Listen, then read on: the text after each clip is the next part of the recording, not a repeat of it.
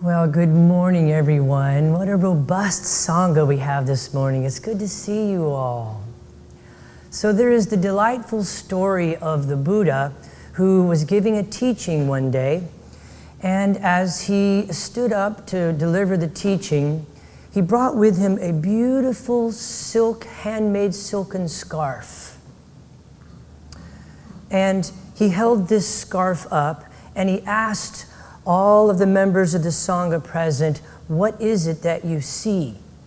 And they all responded, "We see a silken scarf, a beautiful handmade silken scarf."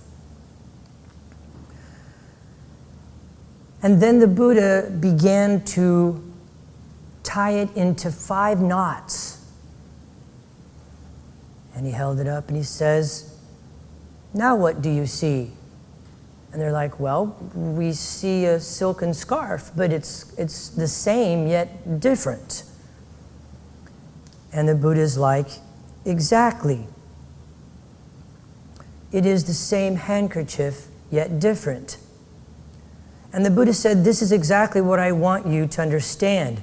You are all Buddhas, but you cannot see the silken fine fabric that you are made of because you are in knots." He said, "I am like the same handkerchief, but without the knots." And then he went on to pull on both sides of the handkerchief. And he asked whether the knots would open in this way.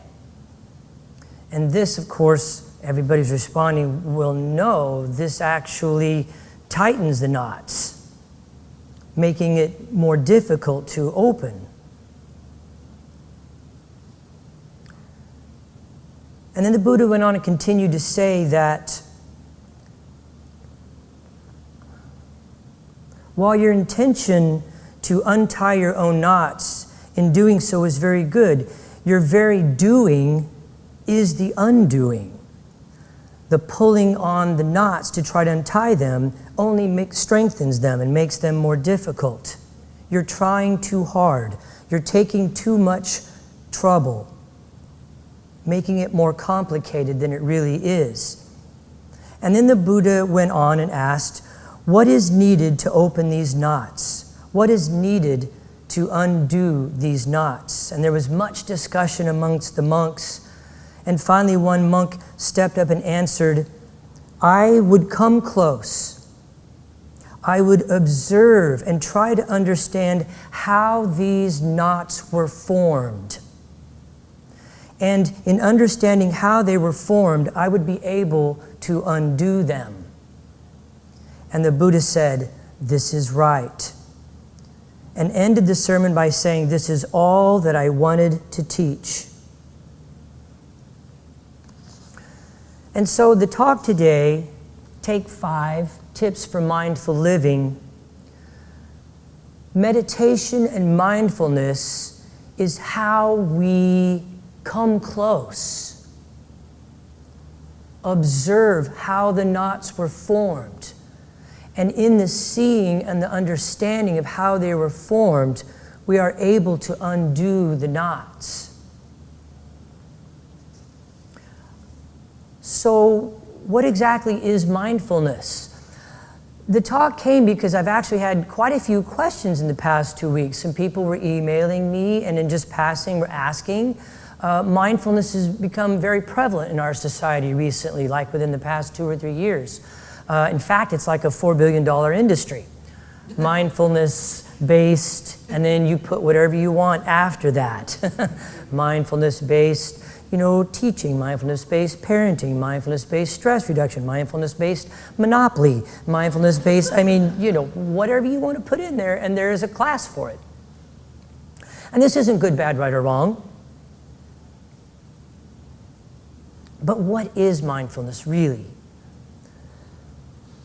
There's a description here from Andy Puddicombe that I really like. Mindfulness is about developing a gentle curiosity. Remember Zen mind, beginner's mind? or to enter the kingdom of heaven, you must come as a child, innocent, vulnerable, and trusting. This playful curiosity is very important to our practice. We get so serious, and we get so headstrong, and we get so determined to figure out what's going on, or wrapped up in life circumstances. So mindfulness is about developing a gentle, playful curiosity, watching, noticing, observing what is happening in every aspect of our lives. How you act, how you speak, how you think. It's about trying to be someone else. It's not about trying to be someone else. It's about finding a sense of ease with exactly who you are. Right now. Not next year and not last year, right now. So I found, actually there's quite a few tips on mindfulness, literally hundreds and hundreds, but I decided to choose 5, take 5 I called it today, to kind of focus on. Number 1 is perspective. Now for our meditation practice to be effective, our life view, the way we see the world, doesn't actually matter. Meditation can still be effective and can still reap benefits. However, it can be very helpful to see the general picture, to pull the camera back, look at a bigger picture of how you're interacting, how you are speaking, and how you are showing up in different circles of friends or different circumstances, such as when you get behind the wheel of the car. So just playful curiosity to observe that. So it can be helpful to kind of look at the general theme of your life view. Not so much that you can judge it, but more important so that you can be alert to the tendency to slip into negative thought patterns. The futuring, the pasting, the should, the shouldn't, the denial of reality. It is this awareness, just noticing how you respond or react is probably a better term, in various situations that builds a solid foundation for sustainable change and transformation in our lives. More happiness and less suffering, one breath at a time. It can be very helpful to notice contrasts. So for example, how parking here on the plaza one day is no problem, easy, don't even think about it. But on another day, it pushes every single button you have. And there it is, right there. Can we be mindful and notice that obviously it's not the stuff going on outside, because that just changes every moment. Different days, same situation, different days can have a different response, a different reaction. Right there. Do you see it? If you can be mindful, you can see that clearly it's not what's going on outside of ourselves, it's what's going on inside.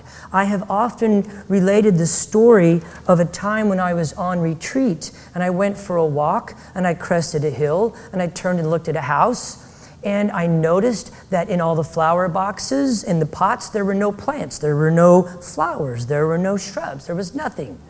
And I'm sitting there looking at it and I'm going, man, these people need to get busy, get to work here, everything's missing. And then mindfulness hit me like a ton of bricks. Oh my God, I see what's wrong with everything. Everything. People, places, things.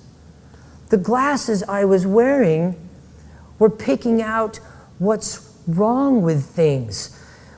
Jack Kornfield has a great story about notice what you notice when you walk into somebody's house. Do you notice the sock on the floor and the picture slightly tilted?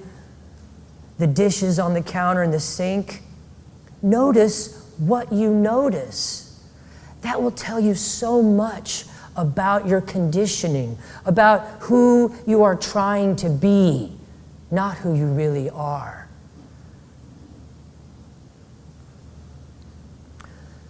Number 2, communication.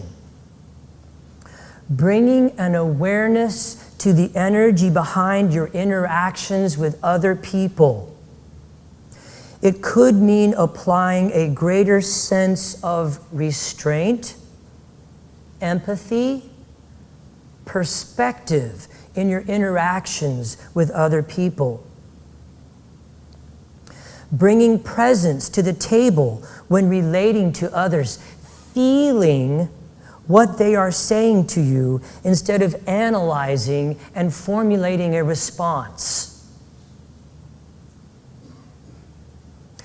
If they are triggered and are argumentative and picking a fight, there may not be actually anything you can do.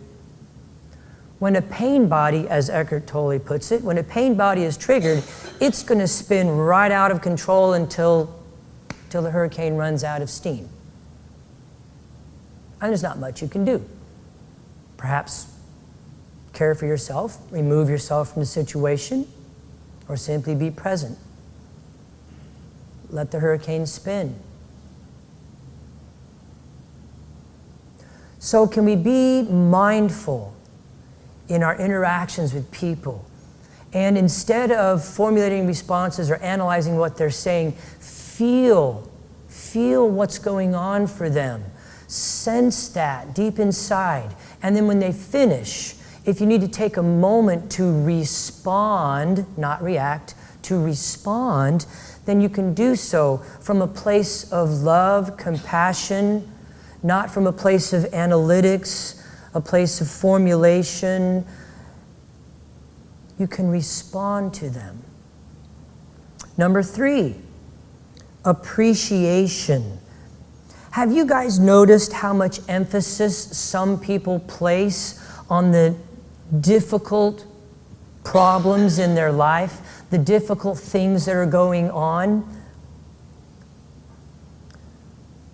There was a rabbi who used to say, the difficulties in your life are a tremendous blessing, because without those, what would you talk about?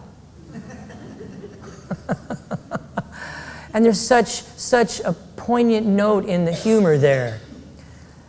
We place so much emphasis, and we want to tell everybody. And here's what's fascinating about this. The reason why this is so, in part, is because of the idea that happiness is rightfully ours. Happiness is rightfully ours. It belongs to us, and everything else is wrong or out of place. It's the anomaly. So instead we talk about that because I'm supposed to be happy.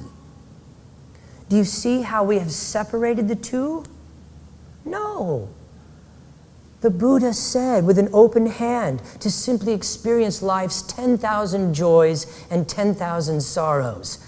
He didn't say open hand to experience life's, one joy and 50,000 sorrows. But yet, we tilt that way.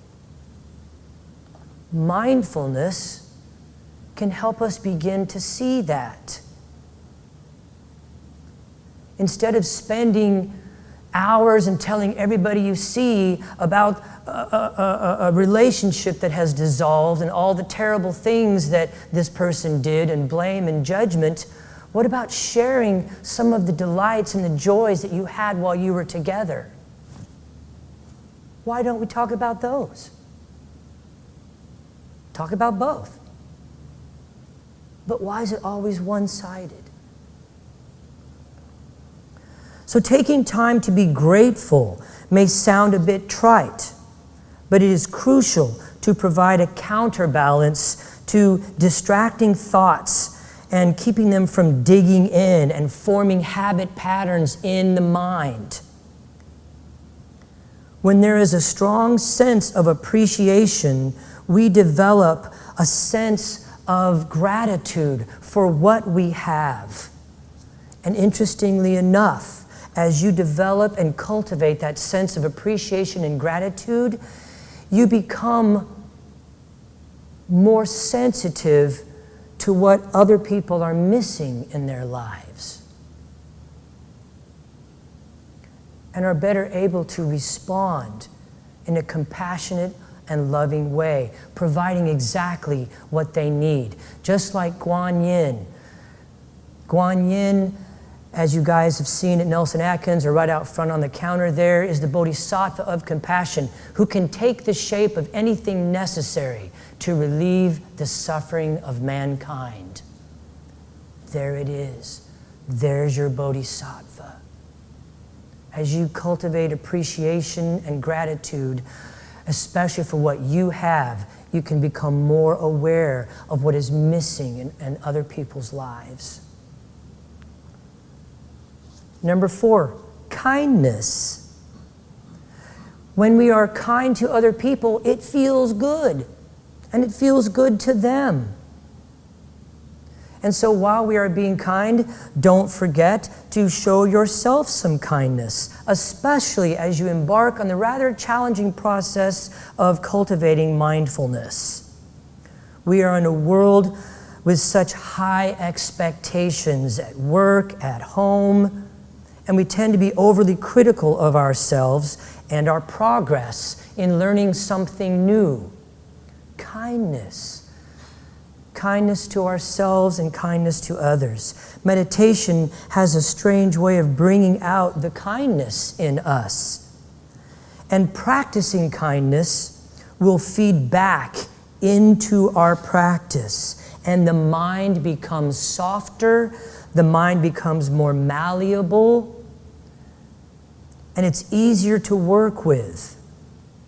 We become less judgmental and more accepting overall of other people, other people's ways, other people's thoughts.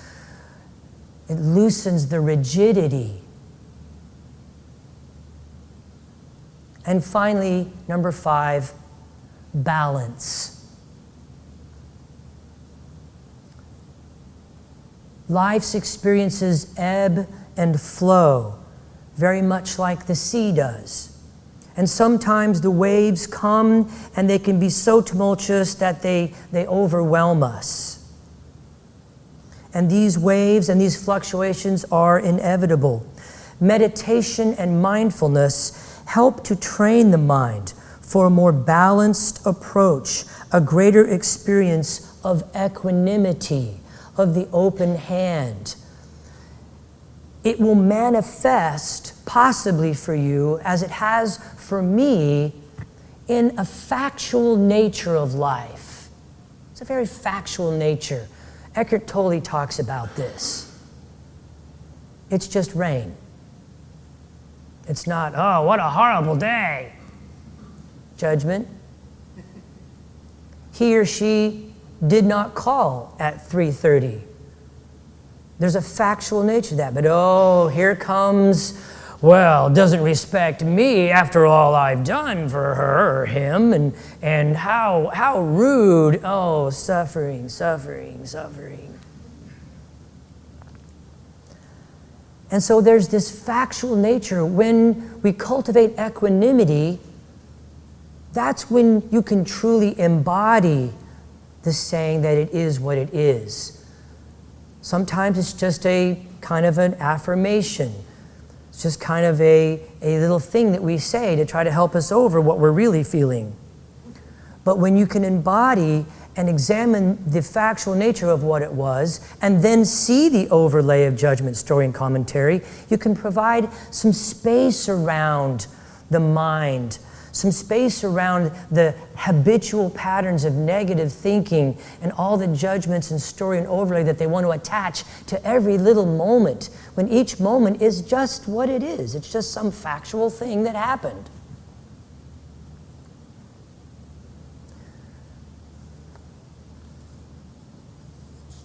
And so I'd like to close with, again, Andy Petticombe. I really enjoy his writings.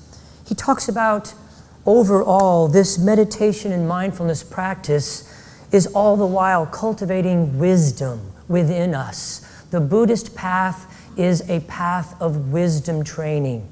And wisdom is in the body. It is not in the head. That's knowledge. This is a wisdom path, going in and with a playful curiosity, exploring and playing in this laboratory that we have been giving. Just don't spend all your time playing around in somebody else's laboratory. Work here. So here's what Andy has to say about wisdom. Wisdom is something that you can do. Wisdom is not something that you can do or make happen. It is there in all of us, right here, right now. By becoming more familiar with this meditation, mindfulness, and practice, and the space that it puts around everything within ourselves and experiences, we learn to trust our own instincts more fully.